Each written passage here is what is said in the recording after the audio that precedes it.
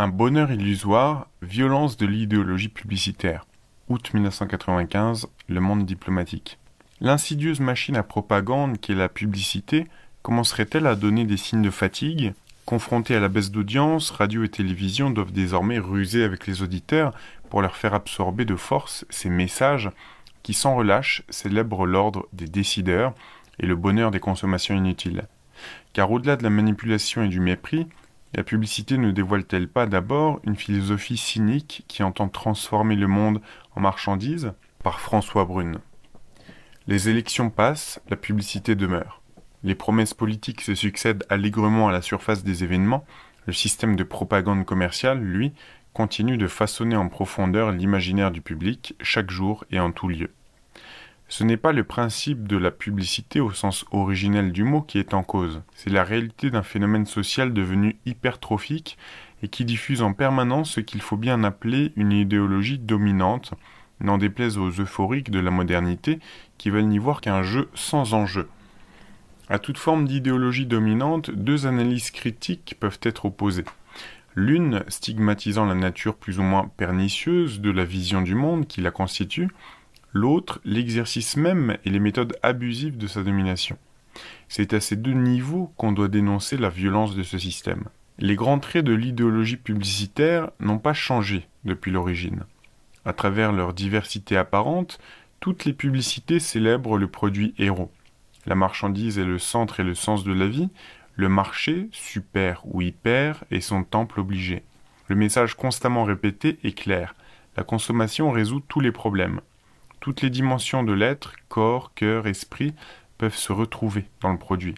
Les marques nous fournissent identité et personnalité. Ma crème, c'est tout moi.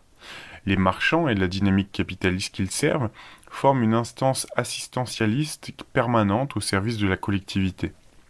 Le rêve lui-même s'achète, puisqu'on vient nous le vendre. Le bonheur se constitue finalement d'une somme de plaisirs immédiats, programmés du matin jusqu'au soir. Il n'y a pas à se poser de problème métaphysique. Tout nous est résolu d'avance. L'existence a un but infiniment simple, il suffit de croquer dans la vie, de préférence à pleines dents. L'homme bronzé recto verso est l'idéal du moi valable pour tout un chacun. Message parfaitement compris par une lycéenne qui écrivait « À la télévision, heureusement, il y a la publicité pour nous simplifier la vie. » Une étrange thérapie sociale. Cette philosophie, hautement idéaliste, se complète de traits maintes fois dénoncés, mais plus que jamais présents.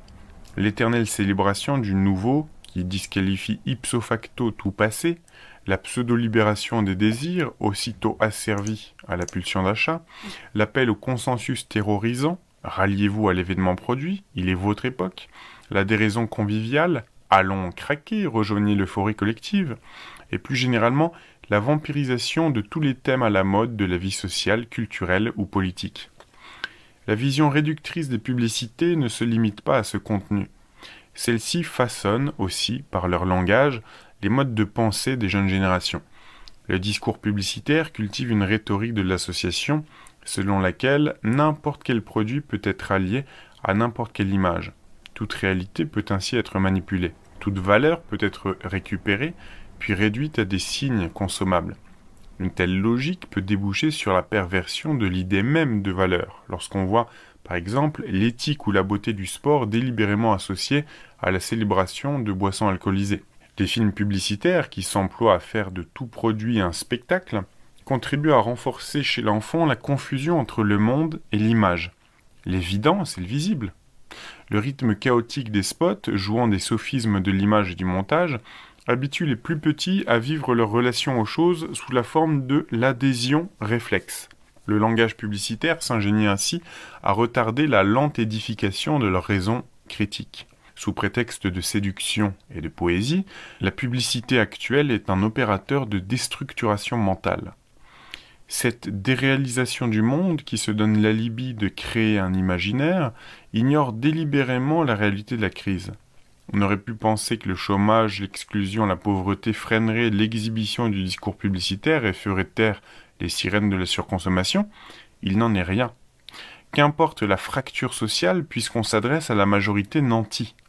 Qu'importe si des centaines de milliers d'individus sont forcés de contempler chaque jour des modèles d'existence qui leur sont rendus inaccessibles par leur exclusion. On ne s'émeut pas de cette violence quotidienne. Après tout, pourquoi refuserait-on aux pauvres de rêver à ce que possèdent les riches? N'est-ce pas ce qui se fait dans le tiers-monde?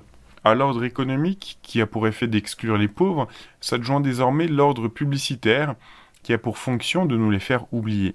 Au reste, un publicitaire de renom expliquait il y a quelques années, plus les individus portent attention à la publicité, plus ils nient la crise et ses fondements structurels. Par là même, ils retardent et arrivent à éviter la dure rencontre avec les réalités quotidiennes. Admirable thérapie, schéma à la mode d'affrontement des problèmes par la fuite dans l'irréel comme dans la drogue. Si la publicité restait localisée dans son domaine propre, dans le cadre des centres commerciaux par exemple, l'honnête homme la trouverait sans doute tolérable, mais elle poursuit sans fin son expansion, hors de son champ économique spécifique, en répondant aux reproches de saturation, par la sursaturation. Le discours publicitaire n'est pas seulement totalitaire en ce qu'il prétend enfermer le tout de la vie humaine dans la consommation et la marchandise, il l'est bien plus encore en ce qu'il tente de soumettre à son emprise l'ensemble de la cité, contournant les résistances qu'il ne peut forcer, occupant tous les espaces de liberté, jouant plus encore de la passivité que de la séduction, et, pour finir, usant de cette violence subtile, qui n'est certes pas la moindre, la violence institutionnelle.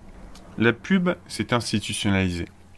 Elle est légitime, elle est naturelle, on la respire comme l'air même dans villes et des médias.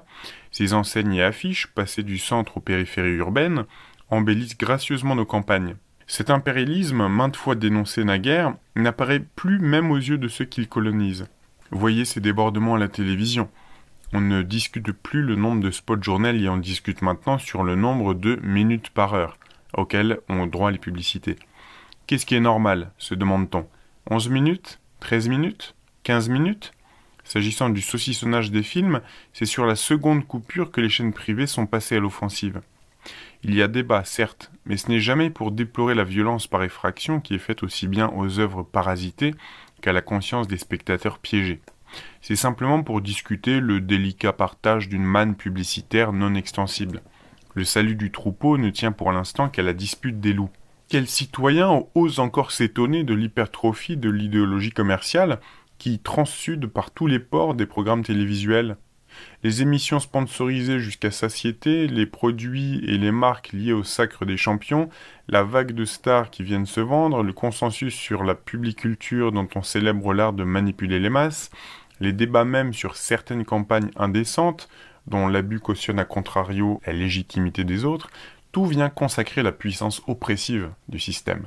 Or, l'omniprésence quantitative du phénomène publicitaire entraîne un changement qualitatif de sa façon d'imposer ces modèles. Ce discours dominant ne dit plus « faites ainsi », il dit « tout le monde fait comme cela ».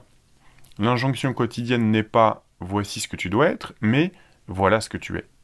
Le mode indicatif se révèle dès lors beaucoup plus insidieux que le mode impératif.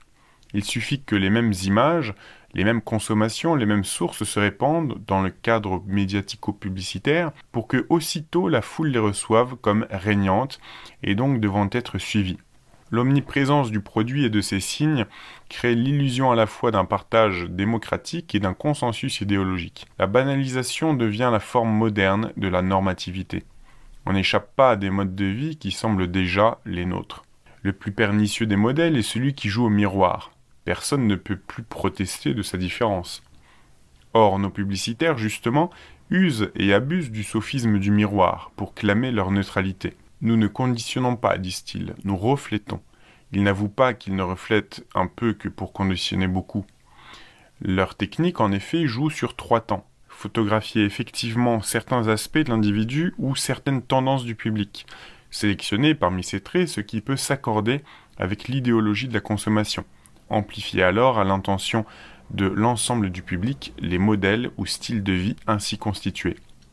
Leur manipulation constante consiste ainsi, avec du reflet sélectif, à produire du conditionnement massif. Cette gigantesque opération sociale réussit d'autant mieux qu'elle ne se voit opposer aucun réel contre-pouvoir institutionnel. S'il y a en effet au niveau purement commercial une certaine défense des consommateurs contre certaines publicités, il n'y a pas de droit de réponse au niveau idéologique. Il n'y a pas d'espace médiatique pour un discours critique. Personne n'ira demander 10 minutes par heure sur le petit écran pour exprimer son désaccord sur les modèles d'existence prônés par la publicité. ni la femme maltraitée dans l'image donnée d'elle, ni l'enfant frustré par l'achat qui n'a pas tenu ses promesses, ni le travailleur insulté par la récupération caricaturale de son image, ni l'humaniste qui voit flétrir les valeurs auxquelles il croit, ne peuvent dénoncer hautement la violence morale qui leur est faite. La résistance à l'idéologie publicitaire ne peut suivre que la voie de la protestation privée dans la quasi-clandestinité. Loin d'admettre les résistances critiques du citoyen normal, l'institution publicitaire opère sciemment un chantage à l'anormalité qui frappe d'ostracisme tous les publiphobes. Elle pousse ceux qui la rejoignent à rejeter ceux qui se plaignent d'elle, tendant par là, comme tout système totalitaire, à transformer ses victimes en bourreaux. Quiconque émet des doutes est suspecté d'archaïsme. Parler de conditionnement, de mercantilisation de l'imaginaire, c'est passer pour tenant d'une sociologie marxiste dépassée. L'individu vraiment évolué, entre guillemets, doit en même temps rejoindre le grand nombre, supposé publiphile, et rire des marginaux, supposés rétrogrades. Des philosophes postmodernes soutiennent de leur sophisme cette position, tant ils craignent eux-mêmes d'être exclus de la modernité. Ce refus de tout contre-pouvoir triomphe dans une dernière interdiction, dans un ultime chantage. Oser attaquer le phénomène publicitaire, nous objecte-t-on, ce serait favoriser le chômage en freinant la consommation.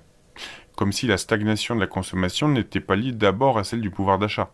Comme si, dans une société à deux vitesses, le salut du pauvre était directement dépendant de la boulimie du riche. Comme si l'impasse dans laquelle devraient s'égarer nos sociétés consistait en cette fin de siècle à s'aliéner culturellement pour survivre économiquement. François Brune.